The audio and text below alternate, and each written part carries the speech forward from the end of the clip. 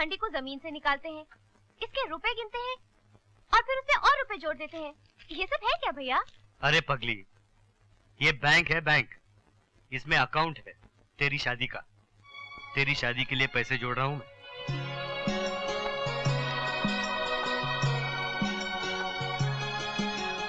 एक भाई का फर्ज निभा रहा हूं।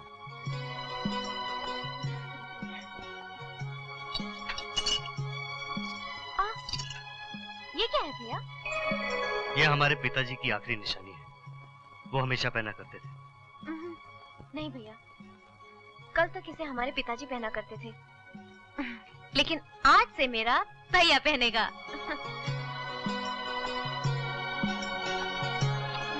चल जल्दी से खाना लगा दे, बहुत भूख लगी।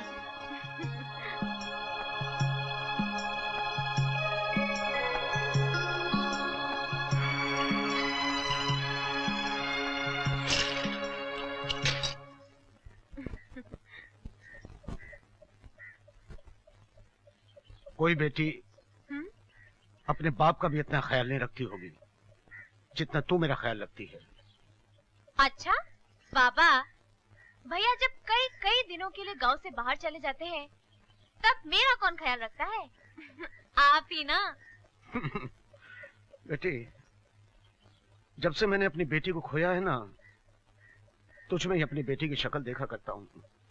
बाबा, जो नहीं है उन्हें याद करके दुखी मत होइए, बल्कि जो है उन्हें देखकर खुश होइए। इतनी सी है और उपदेश इतने बड़े बड़े देती है। अच्छा बाबा, आप खाना खाइए, मैं चलती हूँ। अरे सुन जी बाबा। अपने भैया से कहियो कल शहर जाने से पहले मुझे चौक पे मिले। अच्छा। गांव में पानी की समस्या बढ़ती जा रही है, उसे सुलझाना है। कह दूंगी। भाइयों, इस साल तो एक भी बूंद पानी नहीं बरसा। गांव के सारे कुएं सूखे पड़े हैं, बस एक ही कुआं रह गया है जिसमें थोड़ा सा पानी है। उसका पानी तो तले में बैठ गया है, एकदम मटियाला पानी रह गया है। और वहाँ लंकेश्वर के इलाके में हरियाली ही हरियाली है। उसके सारे कुएं लबालब पानी से भरे रहते हैं और इतने बड़े पानी की नहर भी सिर्फ उसी के इलाके में बहती है। राजेश्वर, लंकेश्वर तो तुम्हारा भाई है ना? अरे नाम मत लो उसका। तुम क्या समझते हो कि मेरे कहने पर वो गांव को अपने कुएं का पानी दे देगा? अरे चाहे सारा गांव भूखों मर जाए, प्यासा मर जाए, एक बूंद भी पानी नहीं देगा वो। उसकी इस बेरहमी और अहंकार की वजह से मैं उसे नफरत करता हूँ उससे। राजेश्वर, राजेश्वर, भूल जा अपने उस गुस्से वाली भावना को गांव की भलाई की खातिर और चल दे उस लंकेश्वर के मकान की तरफ। कोई फायदा नहीं मुखिया। राजेश्वर भैया, अपने गांव के लिए थोड़ा सा पानी मांगना, इसमें बुराई क्या है? अरे विनती करेंगे उससे पानी के लिए, कोई दंगा फसाद नहीं करेंगे। ठीक है, चलते हैं। जो आप सबकी राय है वही मेरी राय है। चलिए।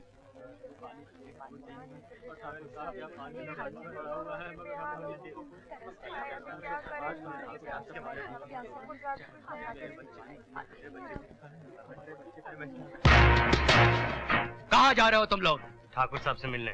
ठाकुर साहब छोटे लोगों से नहीं मिलते। खामोश, वरना हलक से जबान उखाड़कर कुएं की चरखी पर लटका दूंगा। जाकर बोल के उसका भाई राजेश्वर मिलना है, उसको चल। राजेश्वर आया परमेश्वर, हम पानी का पहरा छोड़कर नहीं जा सकते। वाह वाह, नेताओं का कुर्सी पर कब्जा देखा, गुंडों का जमीनों पर देखा, लेकिन पानी पर कब्जा ये पहली बार देख रहा हूँ। खैरियत से लौट जा, वरना कुचल दिया जाएगा। हम लोग ठाकुर साहब से बात करने आए हैं। ठाकुर साहब फिजूल की बातें नहीं सुनते। मगर हम गरीबों की मजबूरी तो सुन सकते हैं। मेरा बच्चा मटियाला पानी पी पी कर बीमार हो गया है।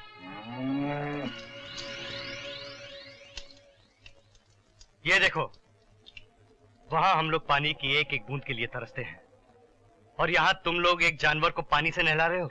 अरे जानवर नहीं, वो ठाकुर साहब की रानी है। ठाकुर साहब उसी का दूध पीते हैं। हम उसे दूध से नहलाएं या पानी से? अरे ये क्या कर रहे हो? विजय नहीं, अरे विजय मर जाएगा गंजा। हम हैं ठाकुर लंकेश्वर, ये है हमरी लंका और हम हैं ई के ईश्वर। वाह वाह रे जवान वाह, मजा आई गवा। का जोश है, का जवानी है, और जौन के लिए लड़ाई है उसका नाम पानी है। ठाकुर साहब, लड़ाई तो दौलत और जायदाद की होती है, पानी पर कैसी लड़ाई? भैया, हम लड़ने नहीं, पानी मांगने आए हैं। राजेश्वर, सकल तत्वों का भगवान ने हमरी दी है, मगर किस्मत किसी बदनसीब का तोरी नसीब मसलटाई दी है। भैया, मैं गरीब सही, बदनसीब सही, भिखारी समझकर पानी की भीख हम गांव वालों की झोली में डाल दो। अरे हम तो सारा कुआं, सारा तालाब गांव मसलटाई दें, हमका कोनो ऐतराज नहीं। ले जाओ, जितना पानी चाहिए ले जाओ। धन्यवाद ठाकुर साहब, बहुत बहुत धन्यवाद। ठाकुर साहब, बड़ी मेहरबानी आपकी, बहुत मेहरबानी। भैया, आपने तो गांव का कल्याण कर दिया।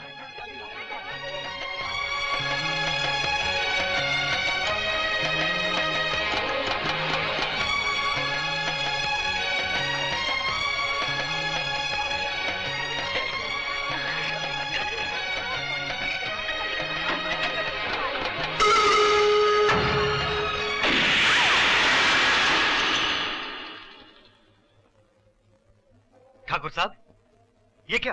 ए मरदवा, तू तो हमारी अधूरी बात सुनते ही दाम बिना काम शुरू कर दिए। दाम? पानी मन में आए उतना ले जाओ, मगर हमरे हिसाब से। वो पानी के बदले गांव की जमीन हमरे नाम कर जाओ। इस हाथ दो, उस हाथ लो। नहीं बेटे। 1 बीघा जमीन 100 बाल्टी पानी, 1000 बीघा जमीन 1,00,000 बाल्टी पानी। ओ, तो तू कौड़ियों के दाम गांव वालों की जमीन अपने नाम करवाना चाहता है ठाकुर? क्या करें, हम तो बिजनेसमैन हैं। ठाकुर, जमीन की कीमत पानी से लगाता है तू? ई दुनिया में कोनो चीज की कोनो कीमत नहीं। जिस चीज की जरूरत, बस उसी की कीमत। कोनो माई का लाल अपना सारा खून बहाए कर भी यहां से 1 बूंद पानी नहीं ले जा सका।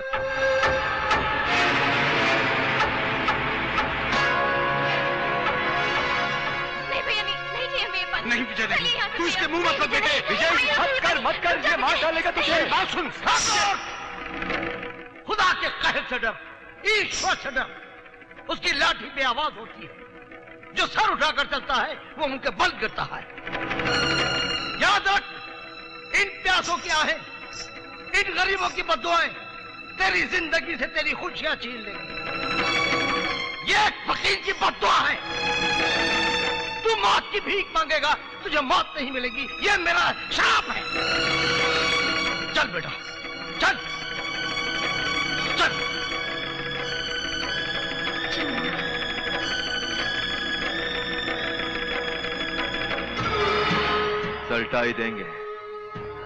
सल्टाई देंगे सारे गांव की जमीन का मामला, क्योंकि हमरे खून में छुपा है क्रोध का भंवर। दुनिया हमका कहती है लंकेश्वर, ये है हमरी लंका और हम हैं ई के ईश्वर। लंकेश्वर! विजय, कहा था ना मैंने कि वो बड़ा कमीना और नीच है, वो हमें 1 बूंद भी पानी नहीं देगा। अरे आज तक किसका भला किया है लंकेश्वर ने जो इस गांव का भला करेगा? बेटे, मैं मानता हूं कि उम्मीद के सारे दरवाजे बंद हो गए हैं, लेकिन एक दरवाजा खुला है और वो है कलेक्टर का दरवाजा। अगर वो सरकार की तरफ से गांव में एक ट्यूबवेल लगवा दे तो ये पानी की समस्या दूर हो जाएगी। मुखिया, इन बड़े लोगों से मिलने के लिए बड़ा वक्त लगता है। वक्त तो तकदीर के पास भी नहीं है राजेश्वर भैया, जो इस गांव की तरफ मुड़कर देख सके। वक्त से लड़ना है और कलेक्टर से मिलना है।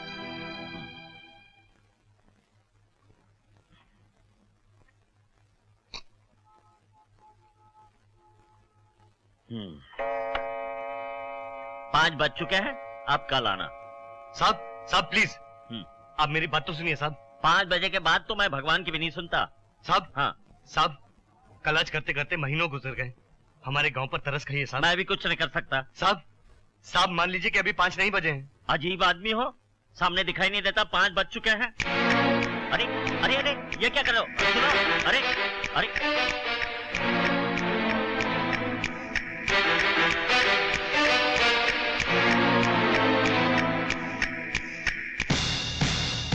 अब जब तक 5 नहीं बजेंगे मैं आपको यहाँ से हिलने नहीं दूंगा। आखिर तुम चाहते क्या हो?